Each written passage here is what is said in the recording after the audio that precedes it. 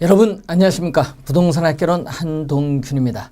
자, 이번 시간은 토지의 특성 중 자연적 특성에 대해서 살펴보도록 하겠습니다. 자, 토지의 특성은 자연적 특성과 인문적 특성으로 크게 나눠 볼 수 있죠. 자, 이번 시간은 이 토지의 이 자연적 특성에 대해서 살펴보는 시간을 갖도록 하겠습니다. 말 그대로 토지의 이 자연적 특성을 또는 물리적 특성이라고도 하죠. 토지의 자연적 특성, 물리적 특성이라고도 하는데, 이 토지가 이 지구가 태초에 형성될 때부터 자연적으로 주어져 있는 물건, 이 토지가 자연적으로 주어져 있는 물건 그 자체 이 본래적으로 가지고 있는 특성을 자연적 특성이라고 합니다. 자, 그러면 이 자연적 특성은 고정적이고 경직적인 그러한 특성을 가지고 있는데, 자, 자연적 특성에서 우선 시험에 우리가 많이 출제가 되는 용어를 보게 되면은 부동성이 또 자주 출제를 하죠. 자, 이 토지의 특성은 또 매년 출제가 되는 또 상당히 중요한 용어입니다. 자, 이 부동성은 비이동성이라고 하죠. 비이동성.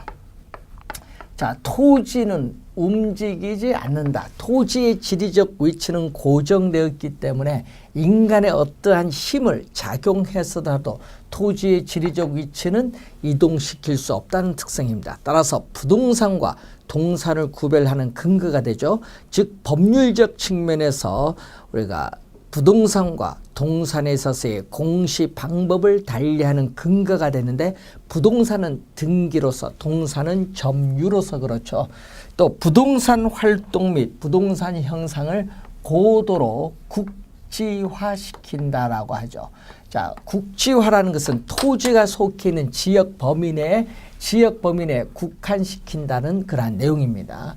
자, 그리고 부동산 우리 거래, 토지 거래를 할 때는 각종 자료를 수집해서 책상 위에서 분석하는 정보 활동도 중요하지만은 분석된 자료를 현장에 가서 위치, 면적, 지모, 용도 등 확인을 하겠죠. 이걸 임장 활동이라고 하죠. 부동산 활동을 정보 활동과 임장 활동으로 만드는 특성이 바로 부동성입니다. 자, 주의해야 될 것은 우리가 임장 활동이라는 용어 주의 좀 해야겠죠. 자, 그리고 또 외부 효과라는 용어가 있어요. 토지는 지리적 위치가 고정됐기 때문에 그 토지를 둘러싼 외부 환경 조건의 영향을 받아서 부동산 가치는 오를 수도 있고 또 부동산 가치는 하락을 할 수 있는 외부 효과가 발생합니다. 외부 효과. 자, 쓰레기 매립장에 들어서면은 주변 부동산 가격이 하락을 한 것은 마이너스 외부 효과. 대규모 공원이 조성되면서 부동산 가격이 상승하면 정의 외부 효과라고 하죠. 자, 외부 효과가 발생을 합니다. 외부 효과. 자, 그리고 토지가 속해 있는 이 지역의 영향을 부동산 가격은 받죠. 따라서 우리는 지역 분석의 근거 또 필요성을 제기를 하죠. 자, 토지에 대한 권리나 이익이 거래된다. 자, 이 토지에 대한 또 이 권리나 이익이 거래되는 관념적이고 공간적 의미인 이 시장을 추상적 시장이라고 하죠. 추상적 시장. 그리고 입지 선정의 중요성을 제기하고 토지 이용의 유용성을 지배를 하기도 하죠.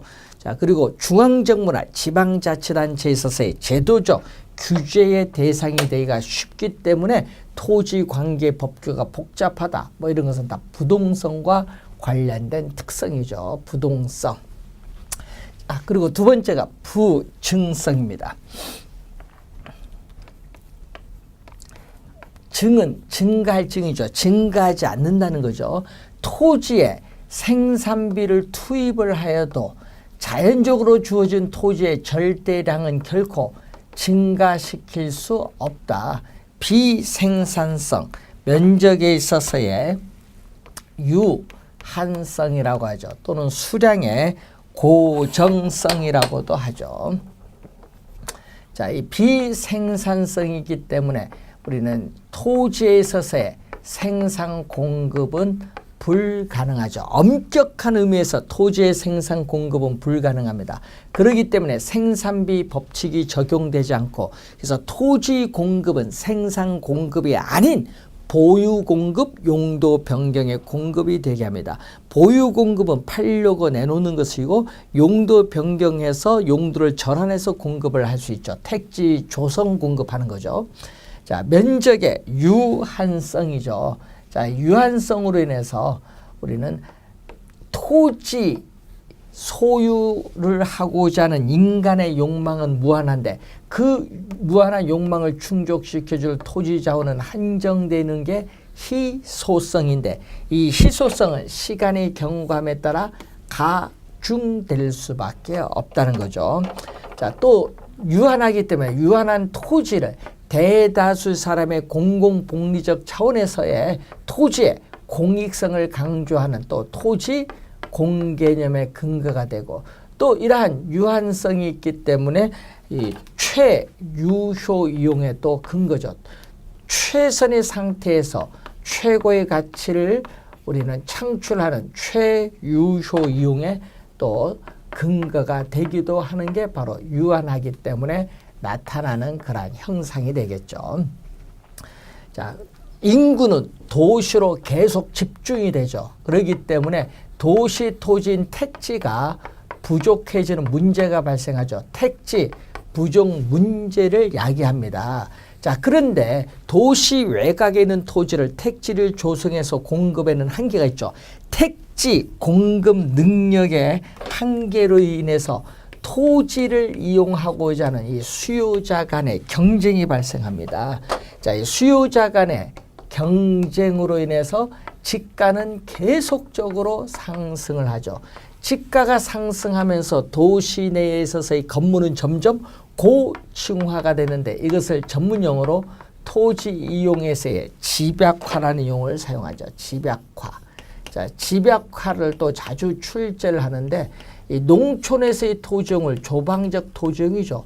조방화로 많이 출제합니다. 조방화가 아니라 집약화라는 것을 기억을 좀 해두셔야 된다. 집약화. 그래서 토지 이용에서의 집약화를 촉진한다. 집약적인 토지용이 나타나는 그러한 내용이고, 또 토지의 증가를 전제로 하는 이론은 성립될 수가 없습니다. 자, 그리고 이 자연적으로 주어진 토지, 이 지구에서의 토지의 양이 바로 물리적 공급이죠.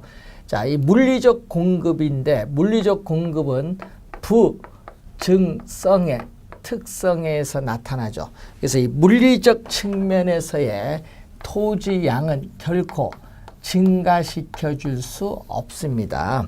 자, 근데 이 물리적 공급 중에서 인간이 이용할 수 있는 부분의 이 토지를 경제적 공급 또는 용도적 공급이라고 합니다. 경제적 공급 또는 용도적 공급. 자, 이 물리적 공급 중에서 인간이 이용할 수 있는 부분의 토지죠. 뭐 바다 밑에 있는 토지는 이용 못하죠. 산도 이용 못하죠. 그런 걸 빼서 인간이 이용할 수 있는 부분의 토지는 경제적, 용도적 공급이라고 합니다. 자, 그래서 용도의 다양성, 토지의 용도가 다양하다는 이 특성에서 나타나는데, 자, 그러면은 이 경제적 공급은 용도의 다양성에 있어서 토지 이용에서의 용도의 전환을 통해서 이 임야, 산을 택지로 조성해서 공급, 택지 공급 가능하죠. 건축할 수 있는 토지, 택지 공급이 가능하고, 또 간척, 우리가 개발을 한다든지 우리는 이 공유 수면을 매립을 하죠. 공유 수면 매립, 토지 이용에서의 용도의 전환을 통해서 이렇게 어떻게 돼요? 인간이 이용할 수 없었던 토지를 인간이 이용할 수 있게끔 이렇게 늘려줄 수는 있죠. 자, 이 경제적 공급은 이렇게 증가가 가능하더라도 물리적 측면에서의 토지 양은 변화가 없기 때문에 이 부증성 이론이 적용되죠. 그래서 경제적 공급은 뭐가 가능하다?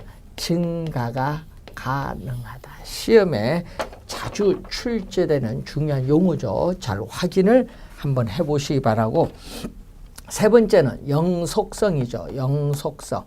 시간이 경과하거나 토지를 사용하여도 토지는 소모되거나 마멸되지 않는 특성. 비소모성, 비소멸성, 불변성, 불괴성의 특성을 가지고 있죠. 자, 이 토지 자체는 비소모적 재화다. 자, 토지 자체는 비소모적인 재화를 말하죠. 자, 비소모적 재화이기 때문에 토지를 우리는 사용하여도 또 가치에 소모가 없습니다.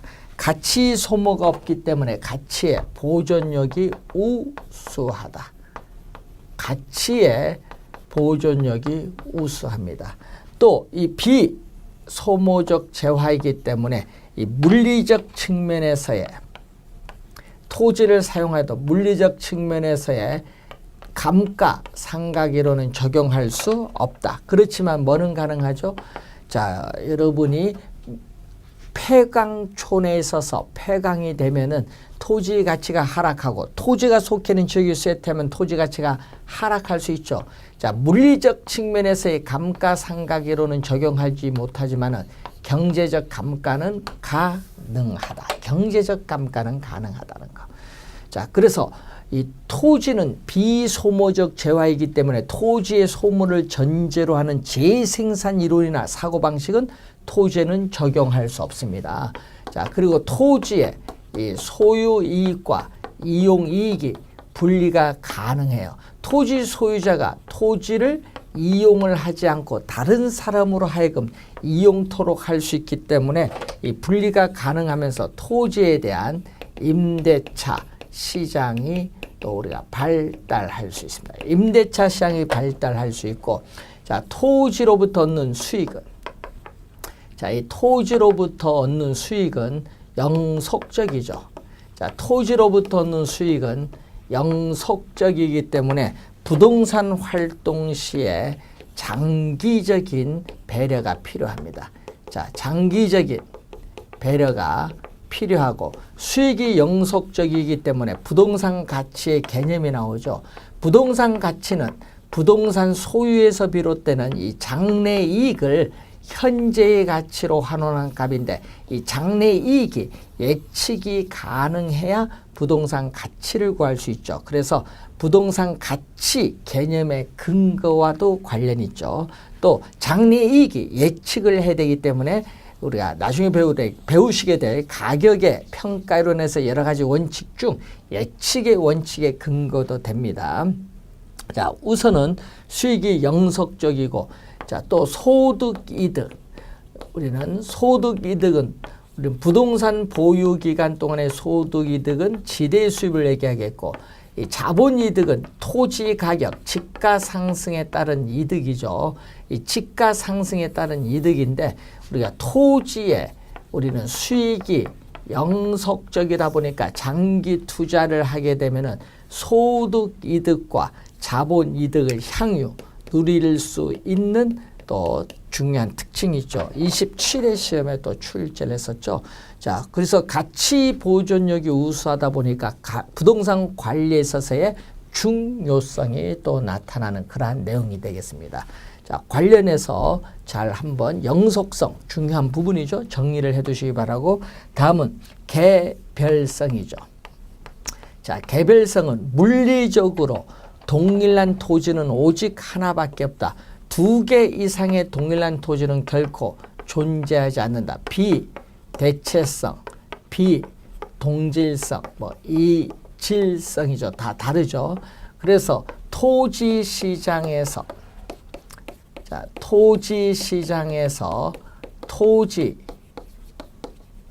상품 간의 완전한 비대체성이기 때문에 완전한 대체 관계를 제약합니다. 완전한 대체 관계를 제약한다. 자, 그리고 토지 상품은 또 비표준화되어 있죠. 일반 상품은 표준화가 되어 있어서 대량 생산이 가능하고 또 획일화된 수요가 나타나지만 토지 상품은 비표준화돼서 대량 생산이 안 됩니다. 그래서 차별화된 수요가 나타나면서 한 가지 물건에 한 가지 가격이 성립한다는 일물 일가의 법칙이 적용되지 않습니다. 자, 그리고 토지에 있어서의 이 가격이라든지 이 수익 등을 개별화, 구체화하여 전개를 하죠. 자, 그렇기 때문에 토지 가격을 개별화함으로써 이 개별 분석의 근거가 되죠. 개별 분석의 근거가 되고 토지 상품 간의 비교가 어렵다. 자, 어렵고 또 표준지 선정이 곤란하기 때문에 토지 가치를 추계하는 데 있어서 객관화가 어렵습니다. 또 부동산 활동 및 부동산 형상을 개별화시키기 때문에 부동산 원리 도출 이론의 전개가 어렵고 또 개개의 부동산을 독점화시키죠. 자, 개개의 부동산을 우리는 공급 독점화시킨다. 독점화시키는 것은 다 개별성과 관련이 있는 내용이죠. 토지는 위치가 고정되어 있고 그 옆에 토지와 계속 연결되어 있다는 인접성, 연결성 또는 영속성이죠. 그렇기 때문에 또 우리는 토지 우리는 소유에 있어서 경계의 문제도 야기시키지만은 인접 토지와의 협동적 이용을 우리는 또 근거가 되겠죠. 협동적 이용을 주창을 해야 되는 근거죠. 협동적 이용은 인접 토지와 서로 어울리는 이용입니다. 자, 주거용과 공업용 하면은 서로 어울리지 않는 이용이죠. 그러면은 공업용으로 인해서 주택 가치가 하락을 하는 겁니다. 그래서 협동적 이용은 인접 토지와 서로 어울리는 이용이죠. 이 협동적 이용을 우리는 근거가 되기도 한다. 인접성. 또 외부 효과와 관련돼 있죠. 자, 그래서 여러분이 인접성인데 시험 문제는 특히 요 네 가지를 중심으로 많이 출제하기 때문에 이 네 가지를 중점적으로 공부를 해 두시면 되겠습니다. 자, 토지의 자연적 특성은 부동성, 부증성, 영속성, 개별성이 있다는 그러한 내용이다. 자, 이것을 우리가 염두에 두시면 되겠습니다.